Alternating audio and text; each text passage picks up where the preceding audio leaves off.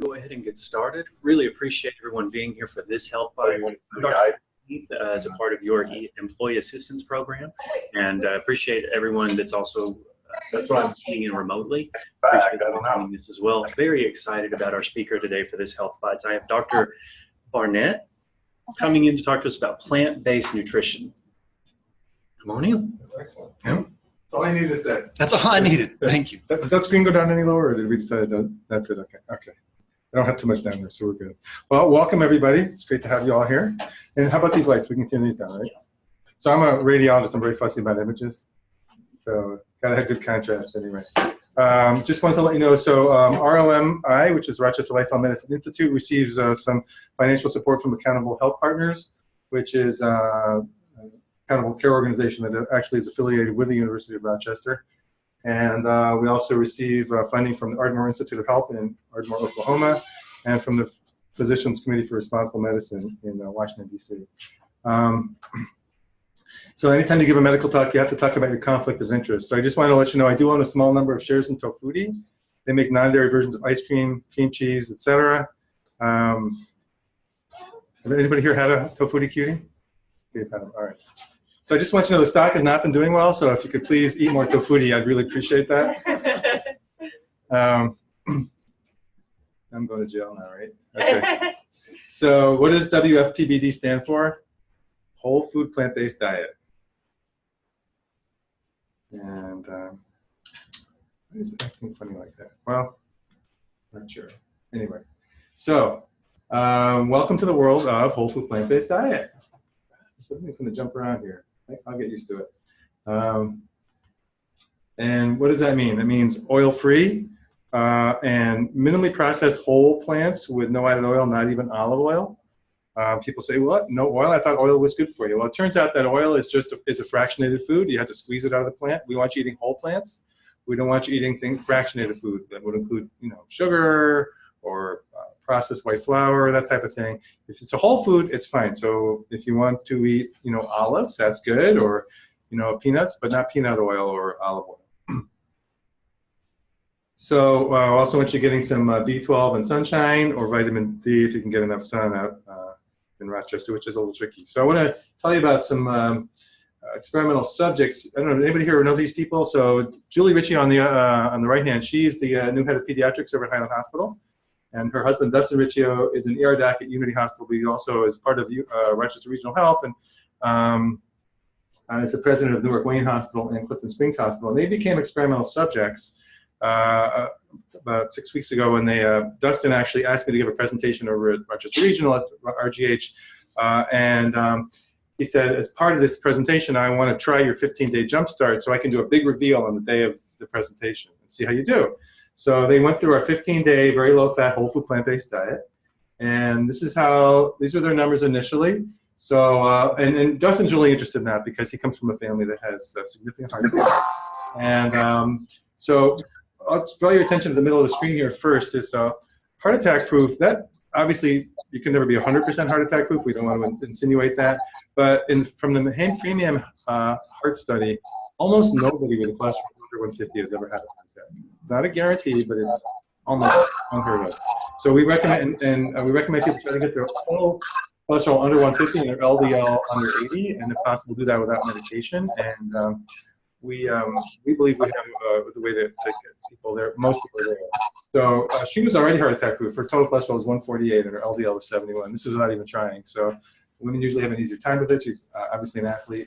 I think he's an athlete as well, but his cholesterol is 187 and his LDL is 126. Kind of worried about that LDL. It's a little high. Don't like that. So they did our 15-day whole food plant-based jumpstart. And the question is, how did they do? You're going to have to sit through the rest of my lecture to find out. Stay tuned. So what's going on in Rochester? Stop sharing. Oh, what's that?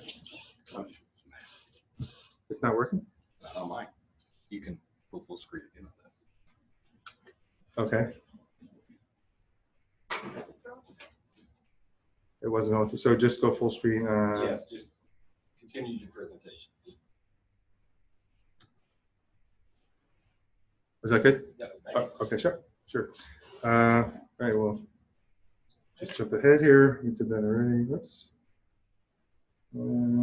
Fix that up. Where were we? We're here. Okay, so what's going on in Rochester, New York? Does that mean they're not seeing it in the other places, or? Now they are. They are. Okay. This is Sarah Goodenough. She has started something called Kitchen Verde, which is a local supplier of whole food plant-based food that's oil-free. And that's how she actually was a nurse here. That's how she looked a few years ago. And that's her in People magazine about 2 years ago. Yeah, same woman. She lost over 100 pounds. And People magazine did an article on women who had lost over 100 pounds and gone on to do great things for their communities. And so that was Sarah. And we're very proud of Sarah. This is Doug Schmidt. He's a teacher in Victor. That's before, and this is him now. He ended up getting some stents. He had a heart attack at age 49. He's now 60. He follows the Esselstyn plan, which is basically the whole food plant-based, very low-fat diet that we have people go through in our 15-day jumpstart. And so he was also elected PETA's sexiest vegan man over 50. And I figure, by the way, this is going more smoothly now. It's not jumping around. So this is, but they're still seeing it, right? Perfect. Okay, this is great. Yeah, if you recognize me, that's Carrie Graff over here. She's a family practice doc down in Canandaigua. And Physicians Committee for Responsible Medicine sponsored this event in Rochester a few years ago. This was a billboard. See if you recognize that spot. Right there in the corner of University and East Ave, or Winton, that's across from the Wegmans there. So Beats or a Bypass. And we had an event in Rochester called Kickstart Your Health Rochester, and Mayor Lovely Warren signed a proclamation, and which I don't have time to go into because I'm going to try to cover a lot of ground here. This was another, this was on the side of buses in Rochester. Again, that's Carrie. And me holding some vegetables. So what is the ideal diet? I'll jump ahead here. So whole food plant-based, and what does that mean? No dairy, no meat, no eggs, no fish, and avoid heavily processed refined foods such as white flour, white rice, sugar, and that includes corn syrup, fruit juice concentrate, that type of thing. And you want to minimize the three doubles, and that would be the SOS, or sugar, oil, and salt. So we want you to eat lots of green leafy vegetables, solid veggies of all colors, legumes, whole grains, roots and tubers, fruit. In fact, eat all you want of the right food. So the cool thing about this is that people don't go around feeling hungry. So so when Sarah Goodenough did this, she just went to a whole food plant-based diet. She didn't go around feeling hungry. She wasn't counting calories, and she wasn't measuring portions.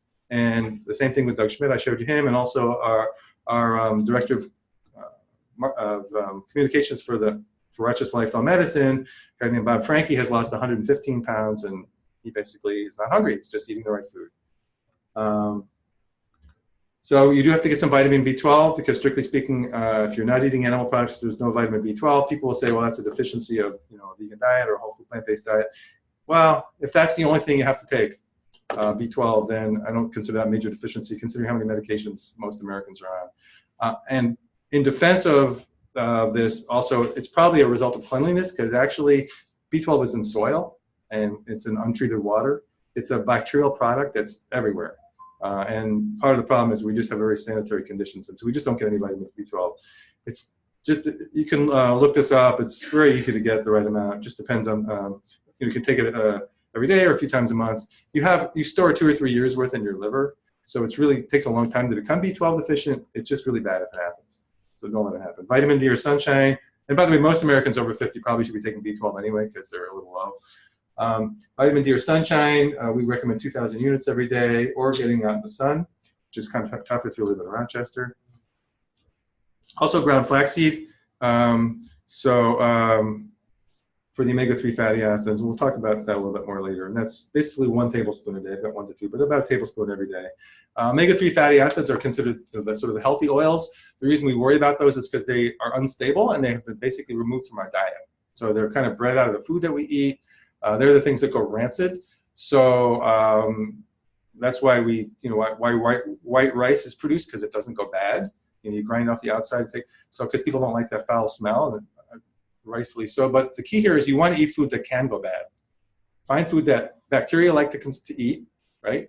If it's really filled with preservatives and it's not going bad, that tells you something. So I have my tablespoon of ground flaxseed every morning on my oatmeal. And then something at that. Oh, no flaxseed oil. So earlier I said no oils. So flaxseed oil. Has anybody ever bought flaxseed oil? Yeah. So how does it come?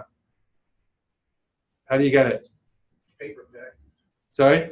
But it comes in a little bottle, right? And the bottle's dark. The flaxseed oil. Oil, yeah. Yeah. So it comes in a little dark bottle, and you're supposed to stick it in the refrigerator as soon as you get it home. Why? Because it's very unstable and it goes bad right away. And it smells really bad. It smells like paint, because in fact it is paint. It's linseed oil, which is the other name for flaxseed oil. So yeah. So here's a question for you. How often should you eat at a fast food restaurant? Perfect.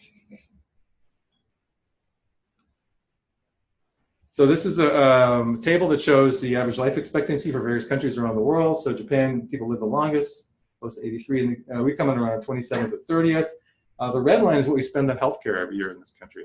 So we spend almost twice as much as any other country on healthcare. But that's worth it, right? Because everybody loves our healthcare system. So, and in exchange for that, we come in around 30th in terms of life expectancy.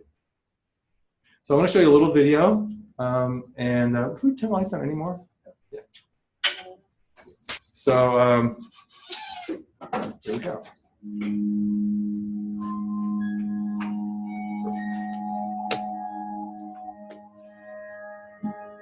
What will your last 10 years look like? Will you be quick enough for a game of tag with your grandchild? Strong enough to embrace every moment?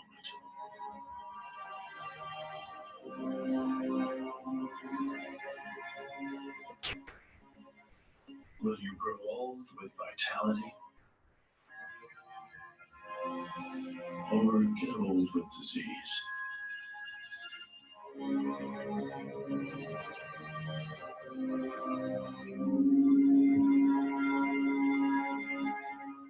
It's time to decide. All right, just a little something to think about there. Sorry? Yeah, that's fine. Yeah. If that's okay with yeah. Okay. So you have two choices. We could perform triple bypass surgery, where we take a vein out of your thigh and open up your chest so we can sew the vein onto your coronary artery. Like, this costs more than $100,000 and will keep you laid up for at least 2 months. Or we could put you on a whole food plant-based diet. Gee, doc, that sounds pretty extreme. So this is kind of what we're up against, right? We have normalized intervention and surgery and angioplasty and things like that, and we've made it seem kind of crazy to actually try to take care of yourself. So I got a special message from one of my heroes. Anybody know who said this? Be joyful though you have considered all the facts. So this is Wendell Berry, who's a farmer philosopher, and really interesting. Just something to think about there. It's easy, especially in the sort of modern social climate, to be kind of desperate and feel like you just can't do anything and get just feel overwhelmed. But you got to be joyful anyway. Otherwise, what's the point? And also, you won't be able to make any progress otherwise. So this is me. I'm a high-tech doctor with low-tech solutions. That's one of my tools. Anybody know what this is? So that's an angioplasty balloon. And when it goes in on this little catheter, we slide that in. We to the artery, expand that and crush the plaque. And sometimes we leave a stent behind to hold it open. But this is what I'd rather you use to take care of yourself. Broccoli. It's all about broccoli. High-tech empowers the medical industrial complex and is extremely expensive. Low-tech empowers the patient and is inexpensive. Drugs and high-tech treatments often have negative side effects. Lifestyle or low-tech interventions often have positive side effects. High-tech makes a good living for its practitioners. Low-tech practitioners starve. So this is a map of the United States in 1985. I don't know if anybody has seen this before, but this, when I push a button, this is going to turn into a video. This is back in 1985. This is the obesity rates by state. So the blue is the 10 to 14% obesity rate. Light blue is less than 10% obesity. And the white states, they don't have data yet, but they're going to start to have data as we go forward here. So we're going to get a new category pretty soon. Here, 1991, 15 to 19%. This is all the obesity rate, right? Then greater than 20%. greater than 25%. It's going to change colors in a minute here, greater than 30%, because the CDC changed their colors, but it keeps going. So basically, we're in the middle of an epidemic, and it started, in 1984. Basically, there were very few states that had, more than 15% obesity rate. Now, pretty much every state is at least 25 to 30% obesity rate, and some states have a greater than 35%. And what does that mean? That means what's the main disease that tracks with obesity? Is diabetes. So type 2 diabetes, about 10% of the population over 18 has type 2 diabetes, 9%. For people over 65, do you know what the incidence of diabetes for people over 65? It's 25%. And that really tracks right along with obesity. So this is an emergency. And how do we deal with this emergency? Well, we operate. So here's a young woman. She's only 17 at the time of this article from the New York Times. And she's getting ready to have some kind of procedure on her stomach. Here she is talking to her surgeon, saying goodbye to her boyfriend. And here she is after the procedure. She's getting her sleeve inflated. And so she lost some weight, but it pretty much comes back pretty quickly anyway. So here's a question for you. What's the real cause? And a lot of people, I mean, it works for a lot of people too, but here's a question. What's the real cause for our epidemic of obesity? It's a shortage of bariatric surgeons. If we just had enough doctors to do the procedure, we'd be all set, right? Because, diseases are all deficiencies. So obesity is just a deficiency of bariatric surgeons. So anyway, you catching on to my sense of humor here? I hope so. Anyway, so we're going to talk about, actually, we're not going to talk about ulcers. I took that one out in the interest of time, but we're going to talk about hand washing, radical mastectomy, and cardiovascular disease in terms of medical paradigms that have changed a lot. So this is a guy, anybody recognize him? So that's Ignaz Semmelweis, and he was hired by Vienna General Hospital in the 1840s to run their obstetrics department. And there were 2 wards. And by the way, he's known for washing, he's the one who said wash your hands. So there were 2 wards there, and the mortality rate was horrible on both of them. It was 4% on the good ward, and it was 10% for delivering a baby. It was 10% mortality rate on the bad ward. This was 1847. So this is what women were dying from. It's called puerperal fever. It's usually caused by something called Streptococcus pyogenes, and there's a little graphic of what they can look like. And there were 2 obstetrical wards at Vienna General Hospital. The first clinic had a 10% death rate. The second one had a 4% death rate. One of these clinics was run by doctors and medical students, and the other was run by midwives. Which was which, do you think? Who had the 10% death rate? Was it doctors or was it midwives? Doctors. Very good, doctors. Why is that? They didn't wash them. That's true, they didn't wash their hands. But you know what? The midwives didn't wash their hands either. Oh, they were doing other procedures. They were, exactly. They were doing, so anyway, we didn't really know what the reason, but he said, well, let's have everybody wash their hands. And there was a 90% drop in death rates after initiation of hand washing. So what was happening was the doctors and medical students were going down to the morgue after a woman died and doing an autopsy. And then coming back up and examining patients without gloves, without washing their hands. And surprise, surprise, they were getting sick. But you know what? Nobody knew what bacteria were back then. There was no theory, there was no germ theory then, because Pasteur and Koch hadn't kind of come up with that idea yet. So here, this is the real message, is wash your hands after you do an autopsy. You probably should wear gloves too, but anyway. But hand washing didn't become standard in the hospital for many, many years after. He said, I figured this out. Everybody should start doing this. So guess what? Medical paradigms die really hard. A well-known obstetrician at the time is quoted as saying, doctors are gentlemen, and gentlemen's hands are clean. So they were offended. So poor Ignaz, he was outraged by the indifference of the medical profession and began writing open and increasingly angry letters to prominent European obstetricians, at times denouncing them as irresponsible murderers. His contemporaries, including his wife, believed he was losing his mind, and in 1865, nearly 20 years after his breakthrough, he was committed to an asylum. He died there of septicemia only 14 days later, possibly as a result of being severely beaten by guards. Semmelweis's practice earned widespread acceptance only years after his death, when Louis Pasteur developed the germ theory of disease, offering a theoretical explanation for Semmelweis's findings. He's considered a pioneer of antiseptic procedures. So, in other words, we had empirical facts, but since we didn't have any theory to back it up, nobody would pay any attention. So it worked in fact, but not in theory. So didn't do it. I'm going to skip through this a little bit. So I'm going to skip this. So Lister, you've heard of Lister. That's what Listerine is. He was a surgeon who tried to, who started using antiseptic technique. He came up with a spray made of carbolic acid to put on wounds and dressings and surgical tools and cut down on infections after surgery dramatically. So when did we start to routinely wash our hands during surgery? Anybody know? Because he came up with this idea in 1847. But it wasn't until 1875 that surgeons were washing their hands. How about routinely throughout hospitals? You guys should know this. When did we start routinely washing our hands in hospitals? 1900? 1905? 1980s, actually. That's when all these things started appearing around on the wall, the alcohol dispensers and that kind of stuff. And then what about restaurant workers? That wasn't until the 1990s. So medical paradigms are hard to change. Now we're going to talk about radical mastectomy.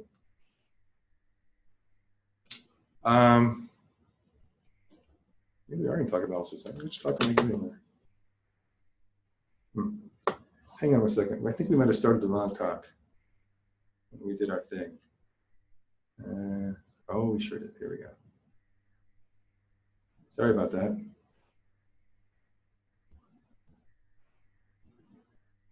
Okay. All right. So, see, ulcer's not on here anymore. It was a talk I gave a week ago. Okay, radical mastectomy. This is from a surgical textbook. So radical mastectomy was considered the standard of care for breast cancer. And it was developed by, and it's got obviously significant morbidity. These are women who've got post-mastectomy lymphedema. If you dissect out the lymph nodes, you destroy the lymphatic drainage and you end up with these really swollen arms. So radical mastectomy was developed in the 1890s and first published in 1894 by a guy named William Halsted, who's kind of considered one of the parents of modern surgery. You know, I certainly remember learning a lot about him when I was in medical school as an intern. And he published the first 50 cases performed at Johns Hopkins in 1894. And it was the standard treatment for breast cancer from 1894 until the 1970s, but it had never been really scientifically proven. Halsted's procedure, published in 1894, persisted among physicians in the United States for a very long time. It was not until 1951 that another cancer surgeon seriously challenged Halsted's underlying assumptions. Ian McDonald, a Canadian teaching in Los Angeles, argued that radical mastectomy might not be necessary for all women, especially those with slow-growing tumors. Relatively few surgeons, however, supported McDonald's theory. One of them was George Barney Creel, Jr., whose father, also a cancer surgeon, was renowned for describing in horrific detail the effects of radical mastectomies on his patients. So not only do they take off the breast, but they also take off all the underlying pectoralis muscles, so it makes the arm really hard to use. They go and dissect out the lymph nodes, and surgeons actually became competitive about who could remove more tissue and still be able to close the wound and have the patient survive. Because everyone thought that was your best chance of survival, was to get the cancer out of there. Incidentally, both father and son practiced at the Cleveland Clinic, and Barney Creel was Caldwell Esselstyn's father-in-law. You're going to hear more about Caldwell Esselstyn later when we talk about heart disease, but it's kind of cool, all these things happening at the Cleveland Clinic. So in the early 1950s, Creel, the surgeon I mentioned, became the first at the Cleveland Clinic, became the first surgeon in the U.S. to offer women a choice, radical mastectomy or simple mastectomy. And he performed his last radical mastectomy in 1954. So remember that day, because they're still doing radical mastectomies like crazy until quite a bit later. Praised for his actions by a small but vocal group of patients, Creel's less extensive simple mastectomy was vigorously attacked by his colleagues, some of whom considered it equivalent to malpractice, because it had never been studied scientifically. There had never been a comparison. So by the 1960s, the lines were drawn. Surgeons were either for or against radical mastectomy, citing published case reports based on their own subjective clinical experience. And at the same time, breast cancer patients increasingly began to question the efficacy of the Halsted procedure. Another group argued that the only way to objectively determine the effectiveness of radical mastectomy was through a randomized clinical trial, a relatively new concept at the time. So, randomized clinical trials of RCTs are kind of the gold standard now, but back then it was more controversial. But many physicians disagreed with the whole notion of gathering objective evidence.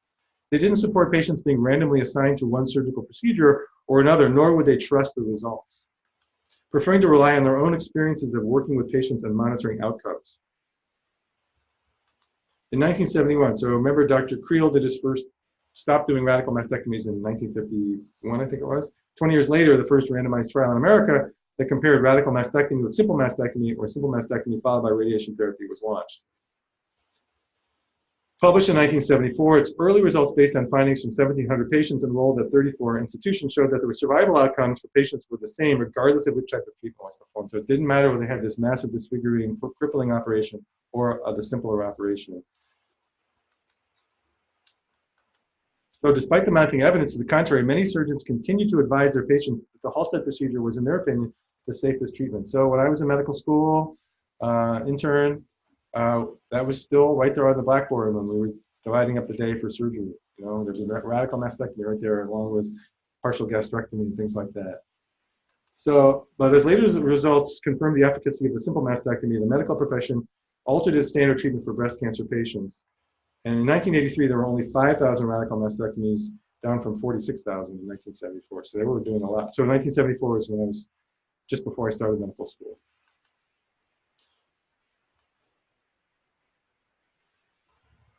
So radical mastectomy is virtually never performed in men, but it only took 100 years. Hopefully things will move a lot faster than that. I took out the part about ulcers, but as you know, ulcers are now basically treated with antibiotics, 10-day course of antibiotics. When I was in medical school, we would take people's stomachs out. We're doing gastrectomies.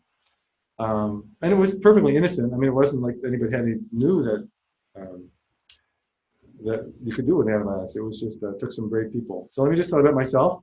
I founded Rochester Lifestyle Medicine Group in 2015 to reduce the individual and societal burden of chronic disease, to reduce the burden of healthcare costs related to chronic disease, and to help make lifestyle medicine the standard of care for chronic illnesses. In 2017, we founded the Rochester Lifestyle Medicine Institute, which is a 501c3 nonprofit to further the goals of the medical group. And we do research, practice, help with people's practice management, education, and outreach, and provide assistance to the uninsured, and have a place for volunteers to volunteer. A lot of people are really interested in helping out, so it's nice to be able to have a way to use volunteers without violating labor laws. So that's why it's great to have a nonprofit. I'll tell you more about them later on. I also teach a 6-week plant-based nutrition course called the Plant-Based Diet, Eating for Happiness and Health, and it's accredited through the University of Rochester for 12 CMEs. It takes 12 hours to get through it, so we usually give it over 6 weeknights. We've given it 18 times in the last 7 years, and over 800 people in Rochester have taken the course, including a whole bunch of docs who just took it, just finished it a couple of weeks ago. So at the beginning, I mentioned the grants we got from Accountable Health Partners. So that grant is, so 2,000 doctors are in Accountable Health Partners.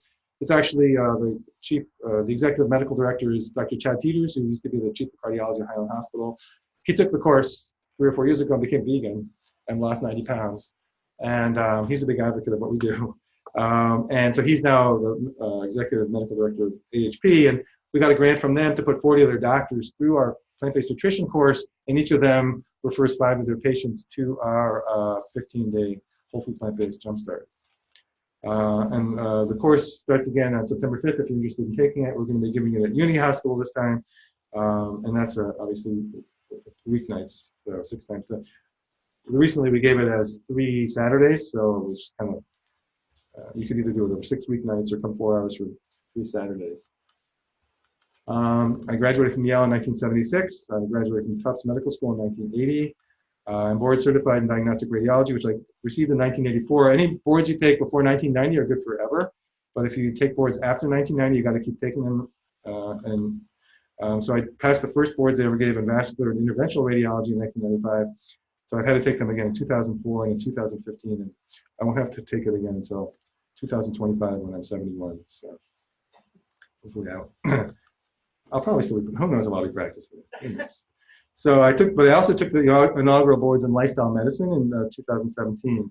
And so I'm very proud and excited about that. I've worked in 9 states, 2 countries, and dozens of hospitals because I can't keep a job.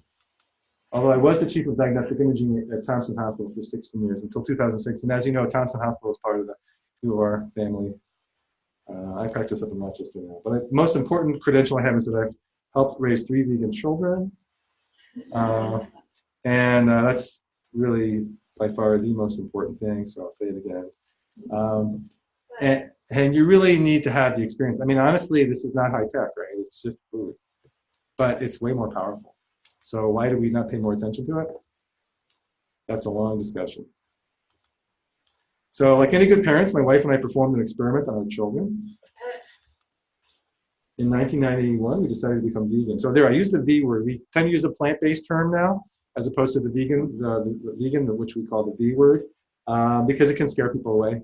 And again, if we have time at the end, we could talk about how you get people to understand what you're talking about without scaring them off. So the question, of course, is did they survive? You'll have to stay tuned for that one. I'm also a birder and a photographer. Anybody know what kind of bird this is? So I took the picture from my bedroom window. We live down in Rush. That's an American tree sparrow. One of my favorite shots. So let's talk about atherosclerosis, which is really another term for cardiovascular disease. Right? So atherosclerosis affects the arteries, not really the veins. It's otherwise known as hardening of the arteries. It can lead to stroke, heart attack, claudication, erectile dysfunction. And it's a systemic disease. It occurs everywhere in the body at the same time. It doesn't just happen in one place. So somebody who presents with a stroke probably has heart disease. If the cause of the stroke was an arterial abnormality. Erectile dysfunction is considered a very sensitive measure of cardiovascular disease in men. So it affects the arteries everywhere in the body, and therefore affects every organ, really. But again, people are going to present at different times in the course of the disease. So somebody may present with claudication, meaning that they can't walk more than 100 yards without having to stop, or 100 feet, or to the mailbox, or whatever it is. But if they have claudication, they probably also have heart disease. So there we go, cardiovascular disease. Let's talk a little bit more about that, because that's the final paradigm we're going to be talking about, because I really think that's very important. And it's the leading cause of death in this country is heart disease. So if we could treat that and prevent it, then we're really talking about something very powerful. So these are arteries that have been sliced, they've been transected. So these are axial or transverse images. So this is a normal artery, and the little black line here is the what's called the endothelium. Those are the endothelial cells that form this little pavings of the inside of the vessel. This is a normal vessel. This is an abnormal one that's got lots of plaque in it. So look at the blood has to get through here.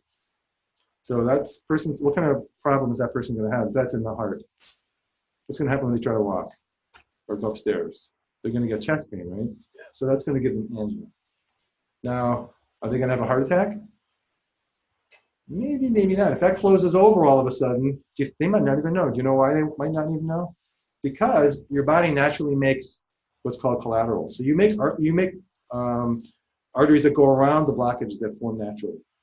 So we often see people who've got runoff in their legs where the main femoral artery is completely shot, just gone. But they have no symptoms. Why? Because their body has made collaterals. So,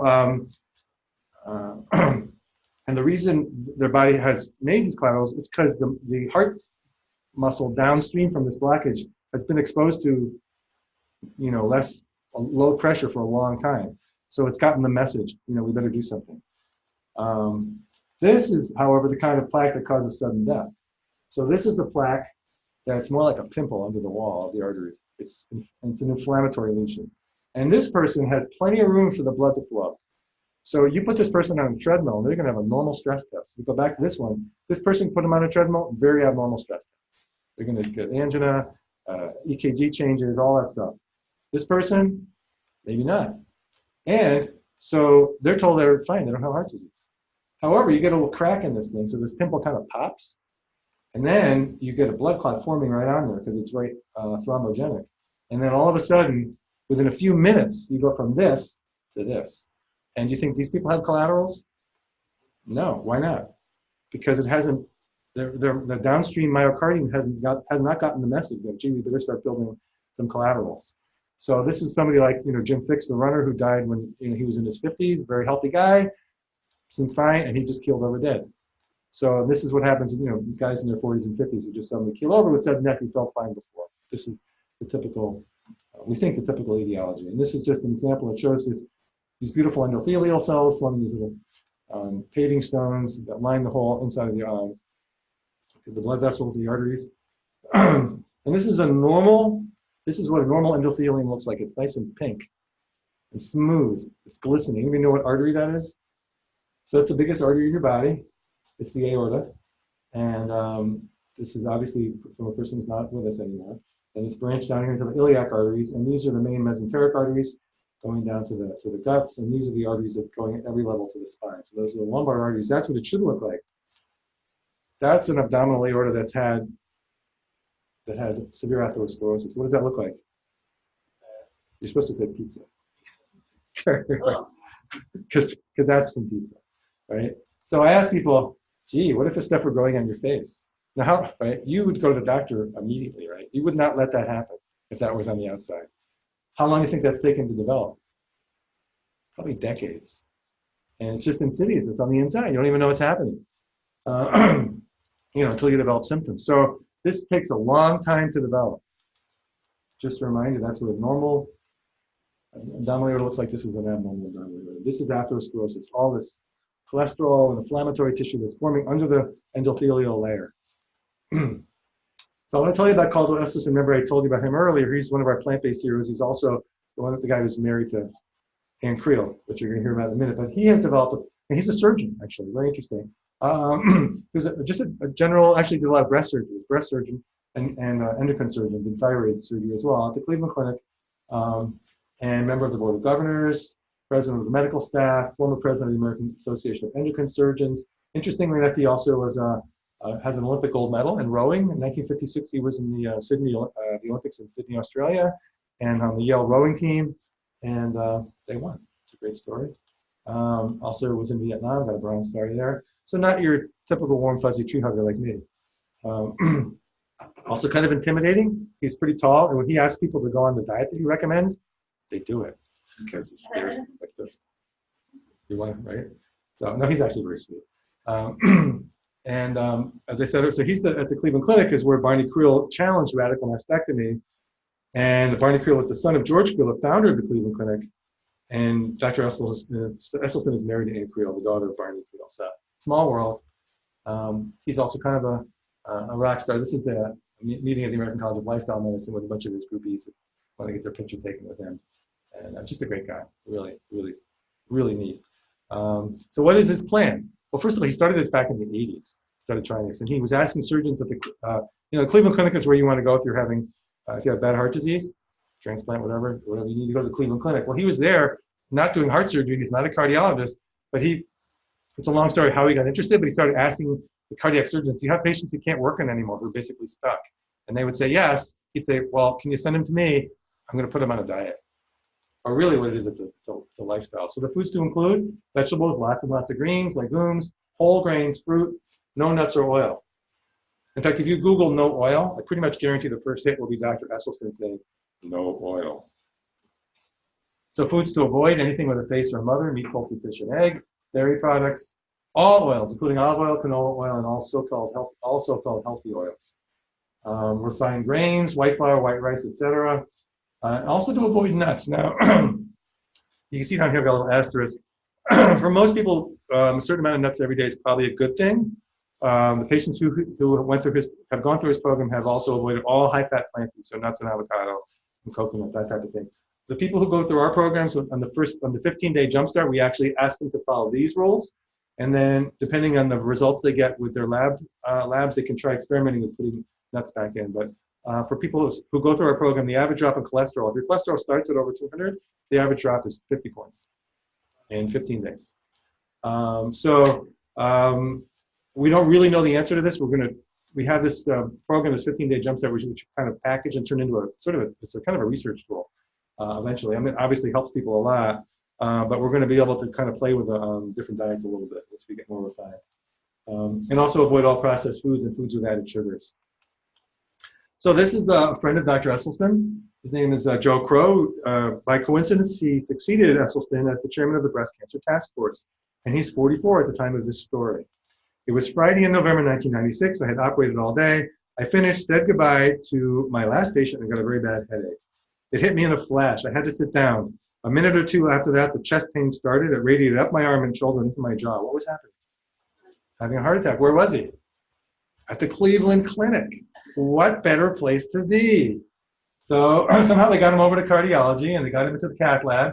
I kind of picture this Keystone Cops thing because he didn't come to the ED. He was like in the hospital already. But anyway, somehow they got him over there. He had a coronary artery angiogram that showed that the problem was inoperable and that a stent was not feasible. Is that good news or bad news? It's actually good news because he lived. That's the best part. But also, they didn't do anything to him.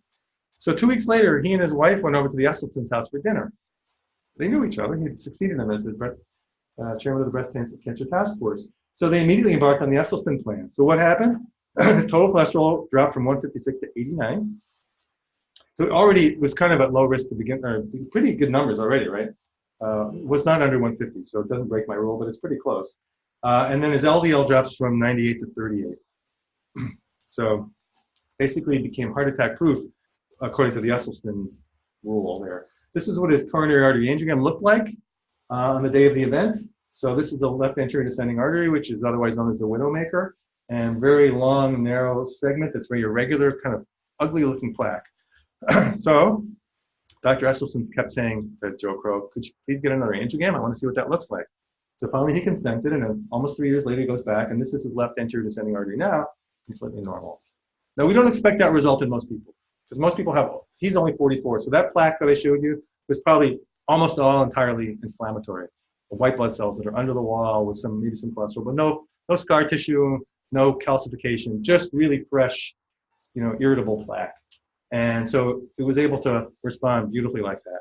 Now, for people who've got angina, and most people aren't going to get that result, but it doesn't matter, because for the physicists in the room, you know that the resistance to flow in a vessel varies as r to the fourth, or the fourth power of the radius. So little tiny changes in your artery can make a huge difference in your symptoms. So even had that, say he had angina, even if that just opened up a little bit, his symptoms might go away completely.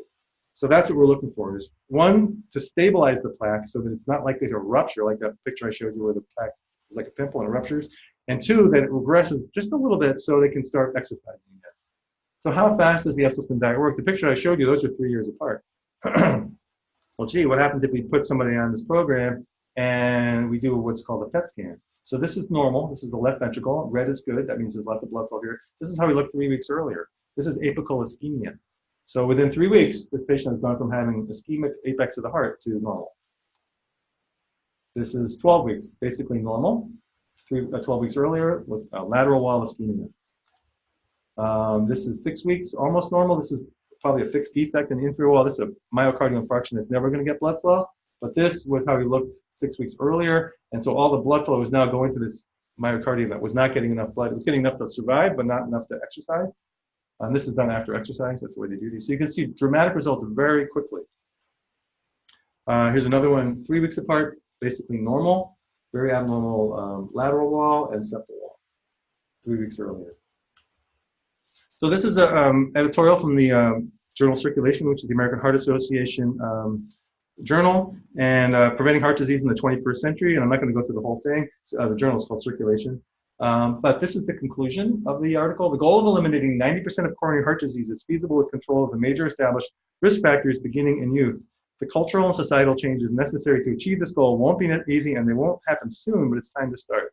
So remember that number, 90%. This is the American Heart Association telling you that 90% of heart disease is avoidable. And it's probably higher than that. I think that's a conservative figure, because why should we get heart disease? It doesn't make sense for our arteries to fill up with that cheesy stuff. It's basically a result of the modern industrial diet. So, and remember, heart disease is the #1 killer of Americans. So we could eliminate 90% of the #1 killer just with diet. I'm going to show you a video. And I guess the question I was going to ask you after you saw that last editorial about the 90%, do you think that we're going to cut 90% of heart disease by coming up with a new drug or a new procedure? Probably not. Help control cravings and lose weight with Contrave. It's FDA approved to help adults who are overweight or struggle with obesity lose weight and keep it off. Contrave is believed to work on 2 areas of the brain: your hunger center, I'm so hungry. and your reward system, Ice cream, French fries. to help control cravings. One ingredient in Contrave may increase suicidal thoughts or actions in some children, teens, and young adults in the first few months. Serious side effects are mood changes like depression, mania, seizures, increased blood pressure or heart rate, liver damage, glaucoma, allergic reactions, and hypoglycemia. Not for patients with uncontrolled blood pressure, seizure history, anorexia, bulimia, drug or alcohol withdrawal, ibuprofen, opioids, MAOIs, allergy to ingredients, or pregnant. May cause nausea, constipation, headache, and vomiting. Reduce hunger, help control cravings with Contrave. Now you can talk to a doctor online and get free shipping at getcontravenow.com. Sound like a good way to get healthy and lose weight? How about this one? If you suffer from the side effects of pharmaceutical commercials, including nausea, headache, vomiting, frequent trips to the pharmacy, or an overdrawn bank account, then Wafid-Ben may be right for you. Side effects for Wafid-Ben may include curing type 2 diabetes, reversing heart disease, weight loss, cholesterol reduction, easing of stress, lower blood pressure, reflux abatement, erectile function, clothing size reduction, regular bowel movements, smiles, vacations, good health, and children with puppies. Ask your doctor if Wafid-Ben is right for you. Whole foods, plant-based nutrition. Maybe our ancestors did know the secret to good health.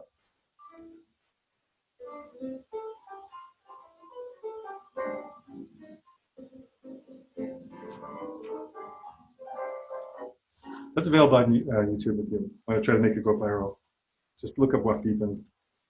So I want to talk, in the last few minutes, I want to just tell you about lifestyle medicine, which is kind of a new medical specialty. I told you I just passed the boards for it a couple of years ago. It's only been around 2,500 years. When Hippocrates stated, in order to keep well, one should simply avoid too much food and too little toil. But there was a more recent textbook published in 1999 by a guy named James Rippey. And then the American College of Lifestyle Medicine was founded in 2004. It's had annual meetings since 2011. And then the American Board of Lifestyle Medicine gave the first board examination in October 2017. It was very exciting. I was there. It was really a lot of fun. It was in Tucson, Arizona. It's kind of it was a great day. It's a great day. Got to be with my friends from Rochester. And this was an article published in 2010 in Journal of American Medical Association, suggested lifestyle medicine competencies for primary care physicians. Really, this is meant to be for all physicians, but it covers these major categories: leadership, knowledge, assessment skills, management skills, and then using office and community support. So those are sort of features of lifestyle medicine. Obviously, diet is one of the biggest, because most people kind of know about stress reduction. That seems logical. You should get enough sleep, that you should exercise. But the part that people most have the hardest time getting to is eating better. So Dennis Burkitt, so for people who are medical, you've heard of Burkitt's lymphoma, and even if you're not medical, you've heard of dietary fiber and how important it is to avoid diverticulosis and other diseases. So Dennis Burkitt was a missionary and surgeon in Africa, and anyway, very philosophical. He said that Western doctors are like poor plumbers. They treat an overflowing sink by cleaning up the water. These plumbers are extremely apt at drying up the water, constantly inventing new, expensive, and refined methods of drying up water. Somebody should teach them, I can't read that, somebody should teach them how to close the tap. So these are all the modern procedures we have, but here's the problem. We got the water just overflowing from the sink here. So closing the tap with lifestyle medicine. Lifestyle medicine addresses the causes rather than the symptoms of disease. Interventions we focus on: diet, exercise, stress management, building community and social support, and teaching personal responsibility for health. This shows the growth rate in the American College of Lifestyle Medicine. I'm proud to say I'm on the board of the American College of Lifestyle Medicine now. Back in 2010, we only had 132 members. Now we're probably over 2,600 now. We're adding about 100 a month. It's growing, so it's like a rapidly rising curve, as you can see. This is Susan Friedman. She's actually a professor here at the University of Rochester. That's WFPD, Whole Food Plant-Based Diet, and underneath it says, "It's just that simple." So she's the director of clinical research for the Rochester Lifestyle Medicine Institute, and also the medical director for Rochester Lifestyle Medicine Group. That's Carrie Graff. She's a family practice doc down in Canandaigua. She works with Rochester Regional Health. And you can see they're both smiling because they're actual clinicians. I'm a little nervous because I'm a radiologist. Thinking, am I really going to pass this test? But we all passed, luckily. So, in fact, there were 5 of us from Rochester. We have the highest concentration of lifestyle medicine certified doctors in the whole known universe. So, see, this is Tom and Sandy, and you can recognize the rest of us. Then we added 2 more in the fall of 2018. Where are they? So you can't read that. But Scott Liebman is a nephrologist here at the U of R, and Jessica Ellis is also a family practice doctor here at the U of R. So there's 7 of us now in Rochester who have our boards in lifestyle medicine. So we're going to review medical paradigms. Hand washing, remember that? Ignaz Semmelweis in 1847, Joseph Lister, 1870s. Radical mastectomy, took almost 100 years to do some science and change the way we do that. Ulcers, which we didn't talk about at length, but was once treated with gastrectomy, now treated with a short course of medication. Heart disease, standard treatments are surgery, stents, and drugs. And then Ornish, and you didn't hear about Dr. Ornish, but you heard about Dr. Esselstyn. They're helping to end that. Now, we've known these things since the 1990s, actually late 80s. But it's really hard for medical paradigms to change. So that's kind of why I like to give this talk. So heart disease, the standard treatments are surgery, stents, and drugs. Dr. Dean Ornish, who I mentioned. Caldwell Esselstyn at the Cleveland Clinic, helping to end coronary artery disease as we know it with lifestyle medicine. So diet, exercise, stress reduction. So lifestyle medicine returns the locus of control to the patient instead of being this helpless victim in the doctor's office. Now the doctor says to you, you know what? I'm going to teach you how to take care of yourself. And then I may never see you again. Not a great business model, right? It's inexpensive and effective. It's really the future of medicine. But isn't this elitist? People say, well, doesn't this cost a lot to eat really healthy? And is this affordable? Because I'm talking about, plant-based nutrition. If you live in a desert for good food, but really we're talking mainly beans and rice. That's what I live on, and other grains, and then get some frozen veggies and go to farmers markets. And yes, eating only plants is not only healthier; it can be healthier, but it can be cheaper too. So obviously, you could spend hours discussing this, but I think people are going to ask you when they hear about this, well, gee, that's elitist. And so I just wanted to give a little contrary notion on that. So this is where we are as far as global population. We didn't hit 1 billion people till the early 1800s, and now we're at 7.5 billion. We're expected to hit 10 billion by the year 2050, and you can see how that curve is going. Luckily, it's similar to that curve for lifestyle medicine. But for people who live on a standard American diet, living on animals, you can't read that, but at the bottom it takes 2 standard football fields, 2 football fields to feed 1 person per year on the standard American diet. Contrast that with a plant-based diet where the same 2 football fields will feed 14 people.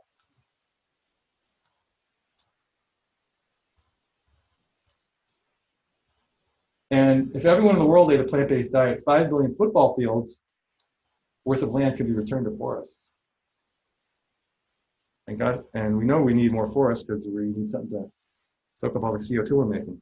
Okay, remember I promised if you stuck through this, you'd find out what the results were. So this is Dr. Riccio and Dr. Riccio. They went through the 15-day very low-fat, whole food, plant-based diet. This was his cholesterol, her cholesterol at the beginning of the 15 days, and at the end of the 15 days, her cholesterol was down to 112. Their LDL was 46, and LDL is the bad cholesterol. If you can get that under 80, you're doing great. How about him? He's the one who's at risk. His cholesterol went from 187 to 139, and his LDL went down to 83. I rounded it down to 84, and I said, you did it. It's pretty darn close, right? And certainly he's under 150 for cholesterol. So he became essentially heart attack proof. And how long did that take? 15 days, 2 weeks. That's one of the reasons we love this jumpstart that we've created, is because it's not a long commitment. People just do it. They're grown-ups, they can do anything for 2 weeks, right? So how'd that experiment on our kids turn out? Well, here they are back in 1990. There were like 2 of them. And here we are in the Galapagos Islands. Everybody there is a vegan, including the tortoise. We are crossing the Panama Canal, 2004. Here we're at a wedding, that's my wife, and back in 2005. And everyone was worried about Nathaniel. He's such a shrimp, he's never gonna grow. You gotta give him milk. How's he gonna grow? How's he gonna grow bones? So this is him a few years later, such that he's towering over everybody. That's 4 years later. And obviously weak-boned and brain damaged, never having had animal products. And he's been vegan since before birth, actually. The girls were very small when we made the switch. But Elizabeth is graduated from Colgate. She has her master's in musical theater composition. Rebecca teaches music at a Quaker school in Brooklyn. She graduated from Oberlin. She has her master's in education. Nathaniel graduated from Yale a few years ago, and he's making a living actually as a musician now. We're kind of failures as parents because there are no doctors and they're all musicians. He runs 2 nonprofits, which you're going to hear about more in a minute. They're there in 2009, all plant-powered. This is my favorite part of the show. I get to show off my kids. But, you know, it's not real unless you can see it, right? Like, these are people who don't eat any animal products. Oh, and by the way, I forgot to put it up there, but his LDL, he called me about a year and a half ago. He said, Dad, my doctor's worried about me. I said, why? He said, well, my LDL. I said, what is it? He said, it's 15. He said, is that okay? I said, well, you're healthy, and we don't know too many people who've been vegan since before birth, so. Here we are in the Adirondacks. Anybody know what a 46er is? So if you climb all 46 high peaks, so that's the day I became a 46er. Nathaniel was already a 46er. There's 46 high peaks in the Adirondacks. He's carrying champagne. That's Rebecca. Elizabeth, we had to Photoshop her in there. You wouldn't get her out in that kind of weather. And here we are in, climbing up from that's in Zion National Park, all eating plants. We climbed up from that valley. And then here we did get Elizabeth out hiking, actually. This is visiting Nathaniel in Alaska. He runs what's called the Uncommon Music Festival. It's one of his nonprofits. So every year they run a music festival up at Sitka. So Elizabeth and I went to visit him. My first attempt at photobombing. So nothing of any real positive social value has ever been achieved from the top down. It's always been achieved from the bottom up. Howard Zinn. This is the United States. Thank you very much.